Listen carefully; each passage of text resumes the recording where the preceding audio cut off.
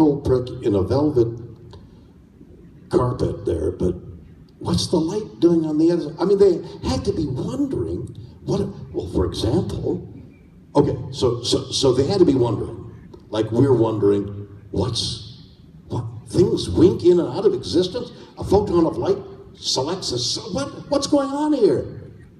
They had to be, they picked up a bone, a large bone, and somebody said, well, that's a femur, but it's 6 feet long. God, what's it?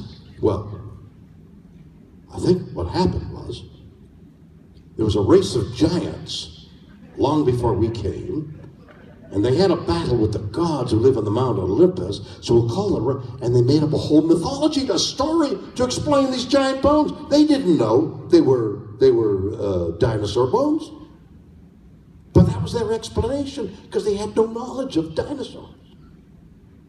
What is our explanation of being abducted? And Johnny Mack, this great mind, saying they exist. But maybe they exist in the minds of those who were abducted, and they brought them into existence, and they went out of existence. We don't know.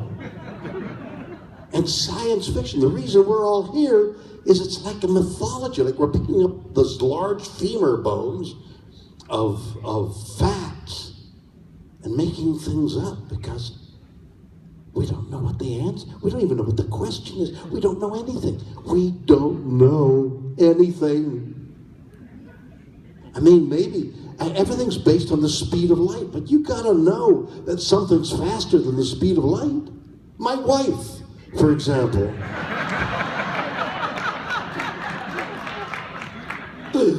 That just occurred to me, and she'll never talk to me again.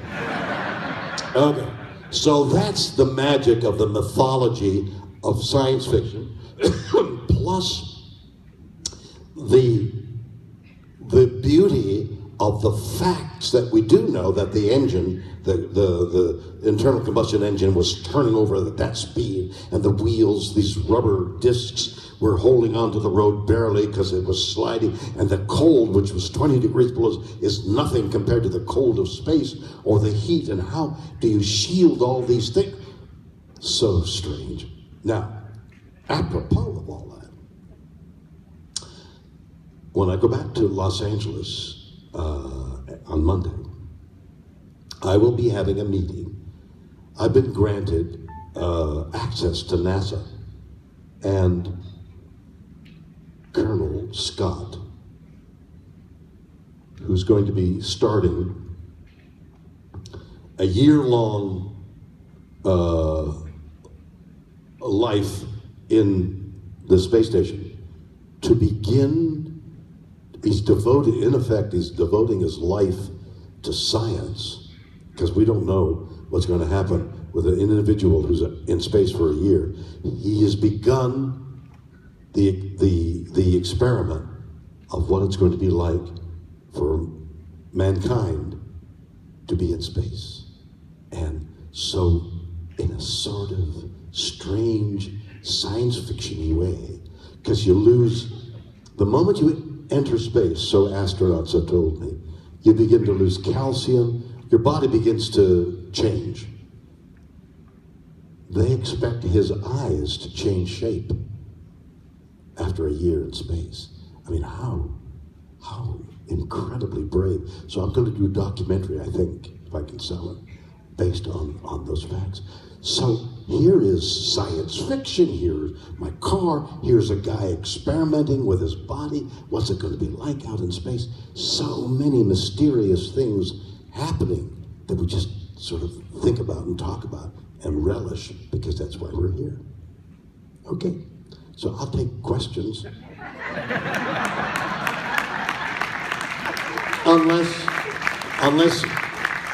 Unless you're so stunned by what I said, we'll all just stay silent for a few minutes.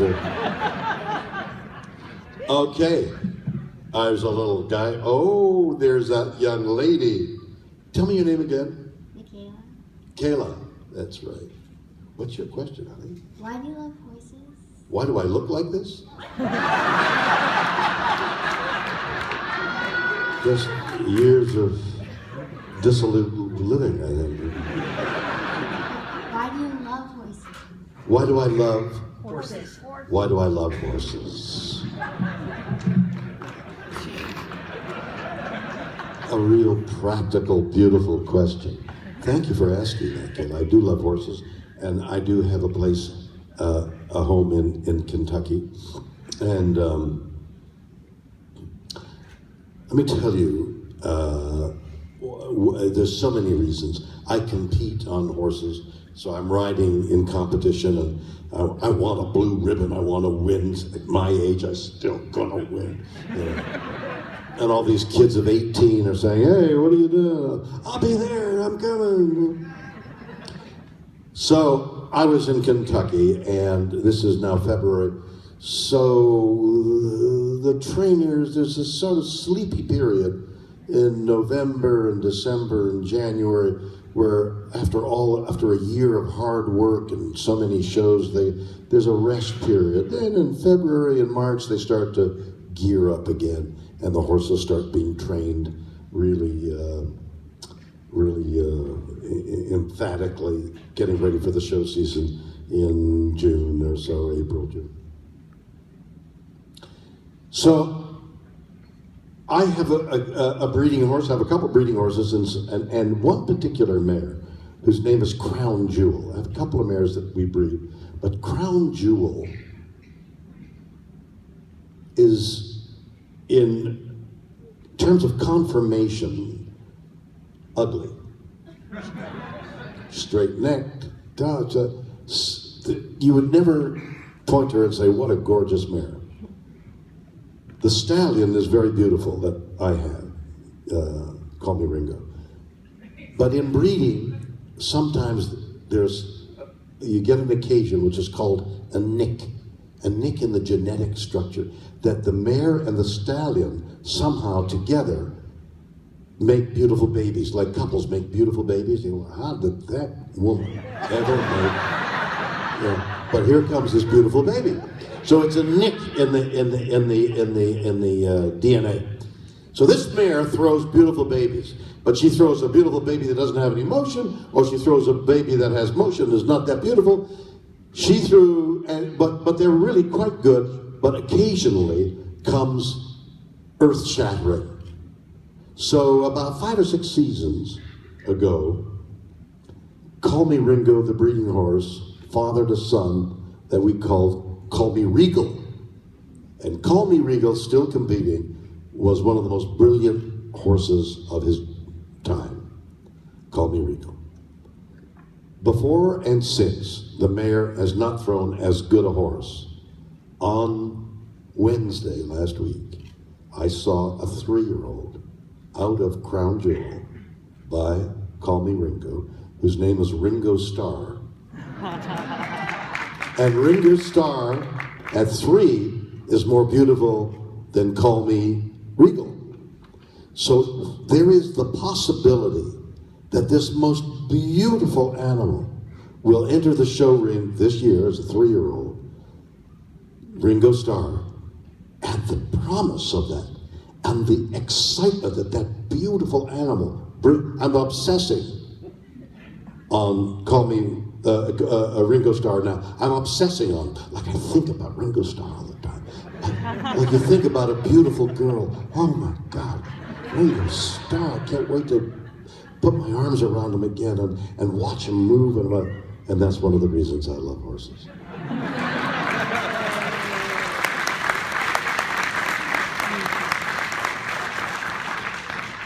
Are you having trouble? Would you have trouble getting to that microphone? Yeah? Would you bring that microphone to this young lady in yellow here? And then I'll ask you to here's a microphone right behind you. There you go. Thank you. I watch a lot of T.J. Hooker's on every day at home. No kidding. Where's home? Akron. Would you check on my residuals? Yes,